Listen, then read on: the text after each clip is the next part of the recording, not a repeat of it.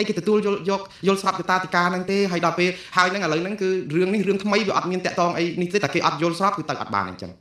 ពីរលើកនៅប្រាសាទព្រះវិហារខ្មែរប្តឹងថៃចាញ់ថៃឡើងទៅតុលាការទាំងពីរលើកអត់ទទួលស្គាល់សវនាយុត្តាធិការអីក៏ដោយមានបណ្ដឹងអញ្ញត្តកម្មតាក់ទងនឹងរឿងអត់ទទួលស្គាល់យុត្តាធិការក៏តុលាការច្រានចោលថាបណ្ដឹងហ្នឹងក៏ថាមិនបានការព្រោះអីព្រំដែនខ្មែរថៃជាប់គ្នាក្រោមកាតព្វកិច្ចអនុសញ្ញាឬសន្ធិសញ្ញាបារាំងស៊ីមឆ្នាំ1904 1907ឧបសម្ព័ន្ធមួយដែលជាផែនទីភ្ជាប់ຂະຫນាតលើ1លើ200,000វានៅតែអញ្ចឹងតាវាអត់មានទៅណាទេប្រវត្តិសាស្ត្រកិច្ចការច្បាប់គឺវាមានក្នុងហ្នឹងថ្ងៃនេះអ្វីដែលខ្ញុំចង់ជម្រាបជូនបងប្អូនហ្នឹងហើយខ្ញុំលែងនិយាយខ្លួនឯងហើយព្រោះជួនកាលមួងណារ៉េតនិយាយកោកសឹកមាត់ទៅដល់ឆ្អែតតែពួកកបីបងប្អូនចេះតែថាខ្ញុំបៃបហារដ្ឋាភិបាលប៉ុន្តែខ្ញុំចង់ប្រាប់បងប្អូនថាយើងអត់មានជំរឿសអីក្រៅពីប្តឹងទៅតុលាការអន្តរជាតិយើងអត់ត្រូវធ្វើសង្គ្រាមទេអត់ត្រូវស្លាប់មនុស្សអត់ត្រូវអស់គ្រាប់រំសេលអត់ត្រូវការហើយអត់ត្រូវការទៅអីណាប្រាប់កាសែតបាងកកអាណៃ Reuters ឬក៏ Fox News ឬអីទៅប្រាប់គេថាថៃឈ្លានពានកម្ពុជាឲ្យបានផលអីទេវាអត់ទេវាគ្រាន់តែជាការស្អំចិត្តប្រជាពលរដ្ឋឲ្យព្រមទទួលយកភាពឈឺចាប់ហ្នឹងហើយមានសេចក្តីសង្ឃឹមបែបសម័យបន្តក្តីសង្ឃឹមដែលគ្មានសង្ឃឹមនឹងតទៅទៀតតែប៉ុណ្្នឹងឯងយើងតែនិយាយចឹងទៅធ្វើឲ្យអ្នកនៅស្រុកហ្នឹងចាប់ដើមនាំគ្នាអាជ័យធ្លាក់ទៅហើយចឹងស្រាប់បរិមាណណូសឈ្នះគេស្រាប់តែយន្តការយើងការទូតនឹងឈ្នះគេអីចឹងទៅប្រជាពលរដ្ឋស្ដាប់ទៅដូចជាមើលទៅដូចជាសប្បាយចិត្តដែរប៉ុន្តែរកកាផែលទូងធ្លុងប្រហោងធ្លុងអត់មានប្រយោជន៍ទេវាគ្រាន់តែស្អំចិត្តទី1គឺកុំឲ្យប្រជាពលរដ្ឋបះបោប្រឆាំងរដ្ឋាភិបាលថាអត់ធ្វើអីសោះអញ្ចឹងទិញពេលវេលាហ្នឹងស្អំចិត្តទៅថារដ្ឋាភិបាលប្រឹងណាយើងមើលឃើញទៅរាយការណ៍ប្រាប់អន្តរជាតិកសែតអីគេទៀតដើម្បីឲ្យគេយកចិត្តទុកដាក់ឲ្យគេដឹងថាឥឡូវផ្អើលដល់អន្តរជាតិអត់មានអន្តរជាតិណាគេផ្អើលទេបងប្អូនកំពុងតែរស់នៅក្នុងកង្កែបក្នុងអណ្ដូងសុខសាន្តនេះមួងណារ៉េតនៅអាមេរិកនេះបងប្អូនថាវាផ្អើលហ្នឹងខ្ញុំសួរមិត្តភក្តិខ្ញុំដឹងរឿងខ្មែរឥឡូវផ្អើលគេផ្អើលខ្លាំងមិត្តភក្តិបរទេសខ្ញុំសួរថាមិនដែរដឹងរឿងបើខ្មែរហ្នឹងគេផ្អើលខ្លាំងយ៉ាងម៉េចហ្នឹងដឹងនៅគេអត់មានអ្នកណាគេដឹងថាអូអាការលក់ហ៊ុនម៉ាណែតនិយាយមួយ Reuters ឬក៏អីហ្នឹងគេក្ដួងក្ដាំងចឹងឥឡូវសហគមន៍អន្តរជាតិស្រោចមកជួយខ្មែរអត់មានលីងគេគ្រាន់តែនិយាយថាពីអ្នកនឹងចរចាគ្នាមានបាត់ជប់បាញ់មានអីចឹងហើយតែមានលោក5អីសម្រាប់ស្រួលហើយគេស្ងាត់ឲ្យគេទៅដោះស្រាយបញ្ហាអីផ្សេងទៀតឃើញ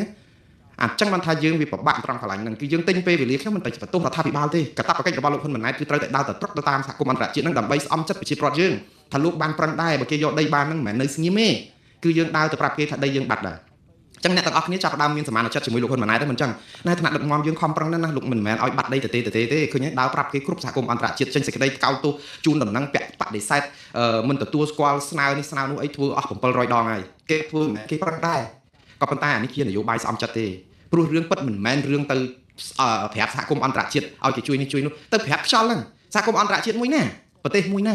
ាអ្នកណាដែលកាត់ក្តីរឿងខ្មែរថៃគឺរឿងតុលាការយុត្តិធម៌អន្តរជាតិនិងតុលាការព្រហ្មទណ្ឌអន្តរជាតិយើងនាំគ្នាហែជុំវិញតុលាការអត់ដាក់ពាក្យប្តឹងតុលាការអត់មានពាក្យបណ្ដឹងគេអត់ចាត់ការរឿងយើងទេហើយយើងនៅតែប្រាប់ថាថ្នាក់ដឹកនាំយើងប្រឹងឲ្យឃើញគាត់វល់ជុំវិញតុលាការហ្នឹងទៅមកដើរសួរគេប្រាប់គេវាគ្រាន់តែជាសារស្អំចិត្តប្រជាពលរដ្ឋឲ្យព្រមទទួលយកថាថៃមិនអាចយកដីខ្មែរបានជាការស្រមៃទេថៃយកដីយើងអស់ជាង40កន្លែងយើងទៅប្រាប់ថាអត់មានយកបានទេគឺយើងជោគជ័យការទូតនេះហាគឺជានយោបាយប្រជាពិធដ្ឋមួយដើម្បីស្អំស្ថានភាពកុំឲ្យប្រជាពលរដ្ឋបះបោរខ្ញុំគិតថាមិនមែនជាការខុសឆ្គងទេរដ្ឋាភិបាលធ្វើដូច្នេះក៏ដើម្បីទប់កុំឲ្យបញ្ហានយោបាយក្នុងផ្ទៃក្នុងខ្មែរហ្នឹងវាពុះកញ្ជ្រោលអត់អាចទប់បានជាទូទៅបញ្ហារឿងដែនអធិបតេយ្យគ្មានរដ្ឋាភិបាលណាអាចទប់បានទេរដ្ឋាភិបាលកម្ពុជាសប្តាហ៍ថ្ងៃកំពុងតែទិញពេលវេលាទ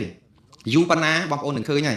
យប្រជាពលរដ្ឋខ្មែរនឹងថ្កោលទោសមេដឹកនាំណាក៏ដោយដែលធ្វើឲ្យបាត់ដីខ្មែរទៅបរទេសព្រោះយើងបាត់ច្រើនណាស់ហើយម្ដងនេះគឺបាត់ដែលនៅឃើញនឹងមុខហើយយើងអត់អាចការពារដីខ្លួនឯងបានតែយើងមានអីទៅអះអាងប្រាប់គេអញ្ចឹងក្រៅតែពីការដែលទាដីថៃមកវិញបានគឺមានតែការធ្វើនយោបាយប្រជាពិធដ្ឋលួងចិត្តតាំងអាមីអាថោងខុសសនិកហ្នឹងគឺថាទូមស្គររាល់ថ្ងៃគឺគ្មានធ្វើអីទេបង្ហិនលុយប្រាក់ខែវាដែលយកទៅឲ្យហ្នឹងគឺទៅតែធ្វើអាប្រជាពិធដ្ឋត្រឡប់អញ្ចឹងទៅសុទ្ធតែអស់ចាណាស់អីអញ្ចឹងទៅខ្ញុំមិនទៅទោសមនិញអីនៅក្នុងការដែលយើងធ្វើនយោបាយទៅឆាកអន្តរជាតិទេប៉ុន្តែការដែលធ្វើនយោបាយដោយលោកហ៊ុនម៉ាណែតហ្នឹងមិនមែនដូចលោកZelenskyទេណាZelensky រឿងរុស្ស៊ីលោកZelenskyគឺទៅសភាអាមេរិកតែម្ដងមកចូលក្នុងសភាអាមេរិកឬជួបសមាជិកព្រឹទ្ធសភាសមាជិករដ្ឋសភាឬជួបប្រធានាធិបតីអាមេរិកគឺនិយាយពីរឿងអ៊ុយក្រែនជំនួយសភាវុធដោះស្រាយយើងមកដូចគេដែរគឺយើងប្រហើចូលក្រុមប្រឹក្សាសន្តិភាពនិយាយពីរឿងកាហ្សាឯណោះចំនួនព្រំដែនខ្មែរថៃយើងទៅចូលរួមក្រុមប្រឹក្សាសន្តិភាពដោះស្រាយវិវាទនៅកាហ្សាថៃខ្លួនឯងក៏អត់ទាំងចូលអាក្រុមប្រឹក្សាសន្តិភាពនឹងទៀតដែលជាគូតំណោះរបស់យើងហើយគេអត់និយាយរឿងខ្មែរទេគេនិយាយរឿងកាហ្សាហើយយើងគិតថានេះគឺជាជោគជ័យដ៏សម្បើមខ្ញុំថាសរសើររដ្ឋាភិបាលនៅក្នុងការប្រឹងប្រែងដែរមិនអត់ទេឲ្យយើងថាយើងស្រឡាញ់សន្តិភាពវាអត់មានអីខុសទេប៉ុន្តែកុំលើកជើងហួសហេតុកុហកប្រជាពលរដ្ឋកុហករាប់សិបឆ្នាំហើយហេតុអីបោកប្រាស់ប្រជាពលរដ្ឋឲ្យគ្នាវេទនាផ្លូវចិត្តបែបហ្នឹងកុហកអញ្ចឹងទៅនៅក្នុងន័យថាដូចតែសម័យខ្មែរក្រហមអញ្ចឹងអត់មានហូបអត់មានចុកអីសោះគឺថាស្អីក៏មហាលុតផ្លោះមហាអស្ចារ្យតវ៉ាខ្មាំងប្រឆាំងខ្មោចប្រជាពលរដ្ឋស្ងាត់ស្រុកអត់ហ៊ាននិយាយស្ដីអីសោះដោយសារតែខ្លាចខ្ទាស់នឹងអ្វីដែលរដ្ឋាភិបាលគេយកដីអស់40កន្លែងជាងនិយាយពីរឿងហ្នឹងគឺនិយាយអត់បានគឺនិយាយតែពីរឿងរដ្ឋាភិបាលកំពុងតែធ្វើត្រូវនៅតែប្រកាន់ចំហថាដីហ្នឹងគឺអត់បាត់ទេចាំខ្ញុំនិយាយថាការទិញពេលវេលានេះវាគ្រាន់តែជាក្របបាច់គេហៅក្របបាច់ម៉ោងនាឡិកាម៉ោងដែលរងចាំតែថ្ងៃផ្ទុះដូចភ្នំភ្លើងអញ្ចឹង ហើយតើទិញពេលវេលានឹងបានយូរប៉ុណ្ណាវាអាស្រ័យទៅលើបរិបទនយោបាយតកតងនឹងការបង្ក្រាបតកតងនឹងការធ្វើនយោបាយប្រជាពិធនឹងតើបានយូរប៉ុណ្ណាយូរទៅសាបហើយព្រោះអីប្រជាពលរដ្ឋគេហៅភូតច្រើនចាញ់អាត្មាដល់អញ្ចឹងទៅប្រជាពលរដ្ឋនឹងឃើញកាឡាលើគុកហើយនៅពេលជាមួយគ្នានឹងមកវាយបហាអ្នកណានិយាយការពិតគឺរករឿងគេជាពិសេសមករករឿងមុងណារ៉េតនឹងជាងគេឥឡូវមុងណារ៉េតនឹងល្បីនឹងរឿងគេរករឿងដោយសារអីប៉ះពាល់ដល់ឆ្នាំងបាយរបស់ក្រុមឃុសនិករបស់គណៈបកកណ្ដាលអំណាចក្រុមគ្រប់គ្រងរដ្ឋាភិបាលកាក់មកក្រុមអាចជ័យធ្លាក់ទឹកហើយឲ្យក្រុមតែស្កដល់និយាយទៅវាទៅស្រាត់ខោគេពេកទៅគេដូចជាមួម៉ាញ់នឹងយើងវាបែកឆ្នាំងបាយគេពុំឆ្លប់បោកអញ្ចឹងយូរដល់ពេលយើងនិយាយប្រាប់ការពិតទៅគេថាអស់អីគេថាល្បិចបោកហ្នឹងគឺថាវាលើគោកពេកណាហើយខ្ញុំមិនចង់ឲ្យបងប្អូនបែកឆ្នាំងបាយបែកអីបញ្ញវន្តបណ្ឌិតនិស្សិតអីសុំឲ្យប្រើសតិសម្បញ្ញៈវិចារណញ្ញាណឲ្យជាមនុស្សផងឲ្យយល់ថាតើអ្វីទៅជាការបោកបញ្ឆោតលើកជើងនិងអ្វីទៅជាតថភាពចិត្តពិតជាក់ស្ដែងតថភាពពិតជាក់ស្ដែងគឺមកដល់ម៉ោងនេះកម្ពុជាបាត់ដីទៅថៃច្រើនកន្លែងជាង14ទីតាំងដែលរដ្ឋាភិបាលទទួលស្គាល់លោកហ៊ុនម៉ាណែតបានទៅប្រាប់អន្តរជាតិហើយថាទីតាំងដែលខ្មែរបាត់ទៅថៃកំពុងគ្រប់គ្រងលើសពី14ទីតាំងព្រោះអីមានកន្លែងមួយចំនួនទៀតគឺថៃបានវាយក្រោយថ្ងៃទី27ខែធ្នូឆ្នាំ2025ក្រោយមានបទជបាញ់លើកទី2ក៏ប៉ុន្តែមកដល់ម៉ោងនេះលោកហ៊ុនម៉ាណែតនៅតែអត់ប្រាប់កម្ពុជាថាតើអាទីតាំងដែលថៃវាយលើសពីថ្ងៃទី27ខែធ្នូហ្នឹងមានប្រមាណកន្លែងទុកឲ្យឆ្ងល់អានេះហើយដែលជានយោបាយប្រជាពិធយើងទៅប្រាប់សហគមន៍អន្តរជាតិថាថៃឈ្លានពានលើសពីអ្វីដែលថៃបានព្រមព្រៀងគ្នាចោះបើឈ្លានពានលើសពីហ្នឹងហេតុអីក៏យើងមិនប្រាប់មកលើសកន្លែងណាខ្លះហើយយើងដឹងគេយើងបានតែត្រឹមទៅសុំអង្វរសហគមន៍អន្តរជាតិតាមរយៈសារព័ត៌មានបានន័យថាបញ្ជាក់អំពីភាពខ្សោយមែនតើនៅក្នុងរបៀបដឹកនាំរដ្ឋរបស់យើងព្រោះអីយើងអត់អាចទៅដោះស្រាយបញ្ហាតាមប្រព័ន្ធផ្សព្វផ្សាយទេយើងដោះស្រាយបញ្ហាតាមយន្តការច្បាប់អន្តរជាតិឬក៏យន្តការជាក់ស្ដែងបើការទូតគឺការទូតត្រង់ទៅត្រង់មកទៅប្រទេសណាដែលចង់ពឹងគេគឺយើងនិយាយគេចឹងមកឲ្យប្រទេសនឹងដាក់ទណ្ឌកម្មគេគឺយើងនិយាយប្រាប់ប្រទេសនឹងហៅអាមេរិកខ្ញុំចង់ឲ្យឯងដាក់ទណ្ឌកម្មថៃគឺនិយាយចឹងមកអត់មានទៅអីណាចាក់ខ្សែទៅចូលក្រុមប្រឹក្សាសន្តិភាពឲ្យថាអានឹងជាច្រកទៅដោះស្រាយរឿងកាហ្សាហ្នឹងអានឹងវាដូចតារឿងតាមួយដែលនៅព្រៃវែងកំពុងហូបទឹកកកឈូសអានកសែតនិយាយអំពីស្ថានភាពគុយបាកំពុងតែក្តៅកគុកនៅព្រៃវែងស្រូវស្កកអត់លុយមានទឹកចាក់ស្រែឬក៏អីកង់ធ្លាក់ចង្វាក់ផងអីផងរហតែលុយទិញតែប្រេងម៉ាស៊ីនយកមកលាបចង្វាក់កង់ហ្នឹងអត់ទាំងបានយើងទៅខ្វល់រឿងគុយបាអាហ្នឹងគឺវាអញ្ចឹងបងប្អូនឥឡូវយើងវិលមកវិញតទៅនៅរឿងបណ្ដឹងទៅតុលាការយុត្តិធម៌អន្តរជាតិថ្ងៃនេះខ្ញុំនឹងដកស្រង់ប្រសាសន៍របស់អ្នកច្បាប់កម្ពុជាមួយរូបគាត់ជាអ្នកច្បាប់ឯករាជ្យជាក្រុមហ៊ុនច្បាប់ឯកជនទេគឺលោកឡុងបញ្ញវុฒิដែលជាមេធាវីមួយរូបនៅប្រទេសកម្ពុជាដែលទទួលបានសេចក្តីគោរពពីខ្ញុំថាជាបញ្ញវន្តខ្មែរមួយរូបដែលហ៊ាននិយាយនៅក្នុងស្ថានភាពដែលមេធាវីឬក៏អ្នកច្បាប់បញ្ញវន្តដទៃទៀតនឹងនាំគ្នាសង្ងំសុកអស់ហើយលោកធ្វើការឲ្យអង្គភាពឯកជនឬក្រុមហ៊ុនឯកជនរបស់គាត់ឈ្មោះ PAN and Associates គឺក្រុមហ៊ុនមេធាវីឯកជនរបស់គាត់ទេខ្ញុំមិនផ្សាយពាណិជ្ជកម្មឲ្យលោកឡុងបញ្ញវុฒิទេក៏ប៉ុន្តែមេធាវីបែបនេះឯងដែលជាមេធាវីដែលអស់លោកត្រូវពឹងពាក់អស់